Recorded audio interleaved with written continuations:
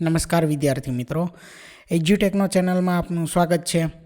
આજે આપણે ધોરણ 10 વિષય વિજ્ઞાનમાં પ્રકરણ નંબર 10 માનવ આંખ અને રંગબેરંગી દુનિયા તેના સ્વાધ્યાયના પ્રશ્નોના જવાબની સમજ મેળવીશું। વિદ્યાર્થી મિત્રો, ધોરણ 10 વિષય વિજ્ઞાનના તમામ પ્રકરણના સ્વાધ્યાયના પ્રશ્નોના જવાબનું સંપૂર્ણ સોલ્યુશન તમે વિડીયોના ડિસ્ક્રિપ્શન બોક્સમાં આપેલી લિંક પરથી મેળવી શકશો। તો ચાલો શરૂ કરીએ। પ્રકરણ નંબર 10 માનવ આંખ અને રંગબેરંગી દુનિયા તેના સ્વાધ્યાયના પ્રશ્નોના જવાબની સમજ।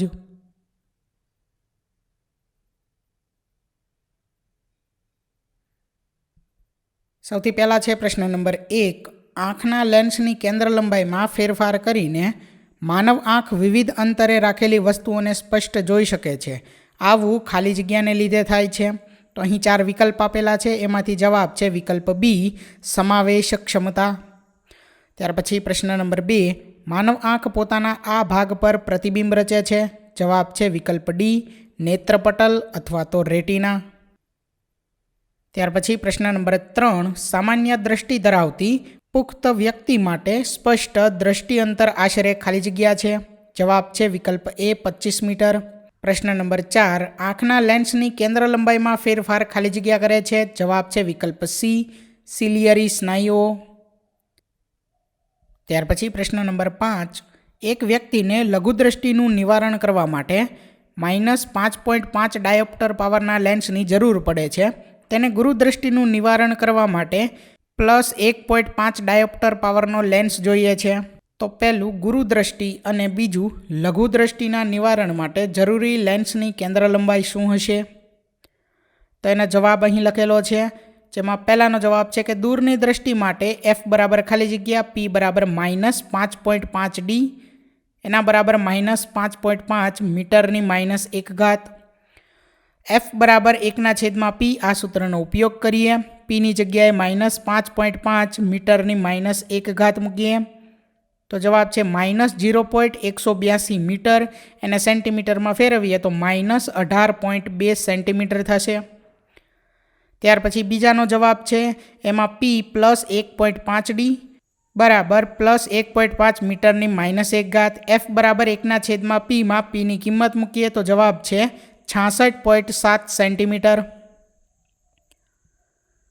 ત્યાર પછી પ્રશ્ન નંબર 6। લઘુદ્રષ્ટિની ખામી ધરાવતી વ્યક્તિ માટે દૂરબિંદુ આંખની સામે 80 સેન્ટીમીટર દૂર છે। આ ખામીનું નિવારણ કરવા માટે વપરાતા લેન્સનો પ્રકાર અને પાવર શું હશે? તો જવાબમાં આપણે લખી શકીએ કે આંખની લઘુદ્રષ્ટિની ખામીને નિવારવા યોગ્ય કેન્દ્ર લંબાઈવાળા અંતર્ગોળ લેન્સના ચશ્મા પહેરવા જોઈએ। અહીં લઘુદ્રષ્ટિની ખામી ધરાવતી વ્યક્તિનું દૂરબિંદુ 80 સેન્ટીમીટર છે। એનો અર્થ એ થાય કે આ વ્યક્તિ દૂરની વસ્તુને ત્યારે જ સ્પષ્ટ જોઈ શકે છે જ્યારે દૂરની વસ્તુનું પ્રતિબિંબ તેના પોતાના દૂરના સ્થાને રચાય। આથી આ કિસ્સામાં વસ્તુ અંતર U બરાબર -∞, પ્રતિબિંબ અંતર બરાબર -80 સેન્ટીમીટર, કેન્દ્ર લંબાઈ F એ આપણે મેળવવાની છે। તો 1/F બરાબર 1/V -1/U આ સૂત્રમાં કિંમત મૂકીએ તો જવાબ F બરાબર -80 સેન્ટીમીટર આવશે। તો એના બરાબર -0.8 મીટર થશે। હવે લેન્સનો પાવર P બરાબર 1/F આ સૂત્રમાં કિંમત મૂકીએ તો P બરાબર જવાબ આવશે -1.25 ડી। આ ખામીને નિવારવા -1.25 ડી પાવર ધરાવતા અંતર્ગોળ લેન્સનો ઉપયોગ કરવો જોઈએ। ત્યાર પછી પ્રશ્ન નંબર 7। હાઇપરમેટ્રોપિયાનું નિવારણ કેવી રીતે થાય તે આકૃતિ દોરી દર્શાવો। એક ગુરુદ્રષ્ટિની ખામીવાળી આંખનું નજીક બિંદુ 1 મીટર છે। આ ખામીનું નિવારણ કરવા વપરાતા લેન્સનો પાવર શું હશે? સામાન્ય આંખનું નજીક બિંદુ 25 સેન્ટીમીટર છે તેમ સ્વીકારો। તો આ ગુરુદ્રષ્ટિની ખામીને નિવારવા યોગ્ય કેન્દ્ર લંબાઈવાળા બહિર્ગોળ લેન્સના ચશ્મા પહેરવા જોઈએ। ત્યાર પછી આગળ અહીં આકૃતિ આપેલી છે। અહીં હાઇપરમેટ્રોપિયાવાળી આંખનું નજીક બિંદુ 1 મીટર બરાબર 100 સેન્ટીમીટર છે, જ્યારે સામાન્ય આંખ માટે નજીક બિંદુ 25 સેન્ટીમીટર હોય છે।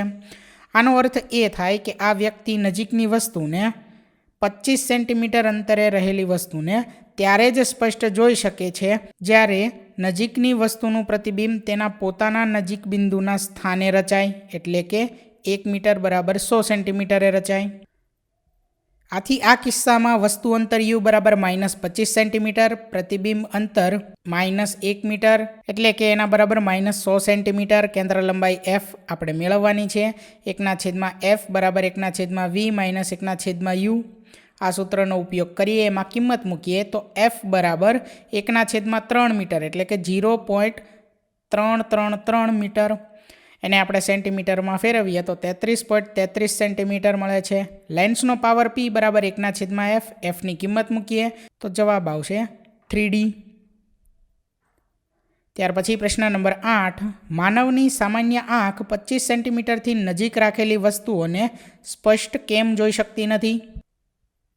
તો એના જવાબમાં આપણે લખી શકીએ કે નજીકની વસ્તુને જોવા સિલિયરી સ્નાયુઓને યોગ્ય પ્રમાણમાં સંકોચાવવું પડે છે. પરિણામે આંખનો લેન્સ મધ્યમાંથી જાડો થાય છે અને તેથી તેની કેન્દ્ર લંબાઈ ઘટે છે. પરંતુ સિલિયરી સ્નાયુઓ અમુક હદથી વધારે સંકોચાઈ શકતા નથી, તેથી 25 સેન્ટીમીટર અંતરથી નજીકની વસ્તુઓને સ્પષ્ટ જોઈ શકાતી નથી. બીજા શબ્દોમાં કહીએ તો સામાન્ય આંખ 25 સેન્ટીમીટરથી નજીકની વસ્તુઓને સ્પષ્ટ જોઈ શકતી નથી, કારણ કે તેની બધી જ સમાવેશ ક્ષમતા પહેલેથી જ ખર્ચાઈ ગયેલી હોય છે. ત્યાર પછી પ્રશ્ન નંબર 9. જ્યારે આપણે આંખથી કોઈ વસ્તુનું અંતર વધારીએ છીએ ત્યારે આંખમાં પ્રતિબિંબ અંતરમાં શું ફરક પડે છે? તો એનો જવાબ છે કે સામાન્ય આંખ માટે પ્રતિબિંબ અંતર v આંખની અંદર નિશ્ચિત હોય છે, બરાબર આંખના લેન્સથી નેત્રપટલનું અંતર લગભગ 2.3 સેન્ટીમીટર. જ્યારે આપણે આંખથી વસ્તુ અંતર u વધારીએ છીએ ત્યારે આંખની સમાવેશ ક્ષમતાને કારણે આંખના લેન્સની કેન્દ્ર લંબાઈ એટલા પ્રમાણમાં બદલાય છે કે જેથી પ્રતિબિંબ અંતર v સૂત્ર એનું છે 1/f બરાબર 1/v - 1/u અનુસાર અચલ રહે છે. ત્યાર પછી પ્રશ્ન નંબર 10. તારાઓ કેમ ટમટમે છે? તો એના જવાબમાં આપણે લખી શકીએ કે તારાઓના પ્રકાશનું વાતાવરણીય વક્રીભવન થવાથી તારાઓ ટમટમતા લાગે છે. તારાઓનો પ્રકાશ પૃથ્વી પર પહોંચે તે પહેલાં પૃથ્વીના વાતાવરણમાં પ્રવેશતા સતત વક્રીભવન પામતો આવે છે. વાતાવરણીય વક્રીભવન એ જ માધ્યમમાં થાય છે જેમાં એક જગ્યાએથી બીજી જગ્યાએ જતા વક્રીભવનાંકમાં ક્રમિક ફેરફાર થતો જતો હોય.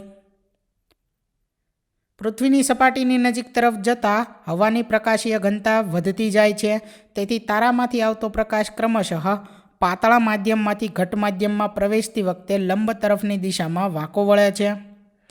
હવે અંતિમ વક્રીભૂત કિરણને આકૃતિ 11.11માં દર્શાવ્યા મુજબ પાછળની તરફ લંબાવતા જાણવા મળે છે કે તારાનું આભાસી સ્થાન B તેના મૂળ સ્થાન A કરતાં થોડુંક અલગ, એટલે કે ઉપર તરફ દેખાય છે. અહીં આકૃતિ આપેલી છે. ક્ષિતિજ પાસે જ્યારે જોવામાં આવે છે ત્યારે કોઈ તારો તેના વાસ્તવિક સ્થાનથી થોડોક ઉપર દેખાય છે. વળી પૃથ્વીના વાતાવરણની ભૌતિક પરિસ્થિતિ સ્થાયી હોતી નથી, આથી તારાનું દેખીતું સ્થાન B પણ સ્થિર હોતું નથી, પરંતુ થોડુંક બદલાયા કરે છે.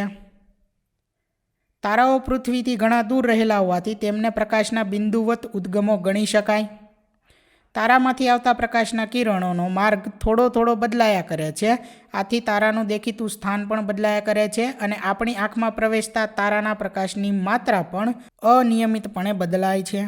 જેથી તારો કોઈવાર પ્રકાશિત દેખાય છે તો કોઈવાર ઝાંખો દેખાય છે, જે ટમટમવાની અસર છે. ત્યાર પછી પ્રશ્ન નંબર 11 છે, ગ્રહો કેમ ટમટમતા નથી તે સમજાવો. તો એના જવાબમાં આપણે લખી શકીએ કે ગ્રહો તારાઓની સરખામણીમાં પૃથ્વીથી ઘણા નજીક છે, આથી તેઓ તારાઓની સાપેક્ષે મોટા દેખાય છે. તારાઓ પૃથ્વીથી ઘણા દૂર હોય છે, તેથી તે નાના દેખાય છે. તેથી તારાઓ બિંદુવત ઉદ્ગમ અને ગ્રહો પ્રકાશના વિસ્તૃત ઉદ્ગમ તરીકે વર્તે છે, એટલે કે તેમના ઘણા બિંદુવત ઉદ્ગમોના સમૂહ તરીકે ગણવામાં આવે છે. જો આપણે ગ્રહને બિંદુવત પ્રકાશ ઉદ્ગમોના સમૂહ તરીકે ગણીએ તો બધા જ બિંદુવત પ્રકાશ ઉદ્ગમોથી આપણી આંખમાં પ્રવેશ કરતા પ્રકાશની માત્રામાં કુલ પરિવર્તનનું સરેરાશ મૂલ્ય 0 થાય. તેથી જ ટમટમવાની અસર નાબૂદ થાય છે. આ કારણને લીધે ગ્રહો ટમટમતા નથી. ત્યાર પછી પ્રશ્ન નંબર 12. કોઈ અંતરિક્ષ યાત્રીને આકાશ ભૂરાના બદલે કાળું કેમ દેખાય છે? તો અવકાશમાં વાતાવરણ ન હોવાથી સૂર્યપ્રકાશનું પ્રકિરણન થઈ શકતું નથી. બાહ્ય અવકાશમાંથી અંતરિક્ષ યાત્રીની આંખમાં આવતા શ્વેત પ્રકાશના વાદળી રંગના ઘટકનું પ્રકિરણન ન થતું હોવાથી અંતરિક્ષ યાત્રીને આકાશ ભૂરાના બદલે કાળા રંગનું દેખાય છે. તો વિદ્યાર્થી મિત્રો, અહીં ધોરણ 10 વિષય વિજ્ઞાનનું પ્રકરણ નંબર 10 તેના સ્વાધ્યાયના પ્રશ્નોના જવાબનું સોલ્યુશન પૂર્ણ થાય છે. થેન્ક યુ દોસ્તો. એજ્યુકટેકનો ચેનલ તરફથી વિડીયો નિહાળવા બદલ આપનો આભાર. આવા બીજા વિડીયોઝ નિહાળવા માટે અમારી યુટ્યુબ ચેનલ એજ્યુકટેકનો અત્યારે જ સબસ્ક્રાઇબ કરો. આભાર દોસ્તો.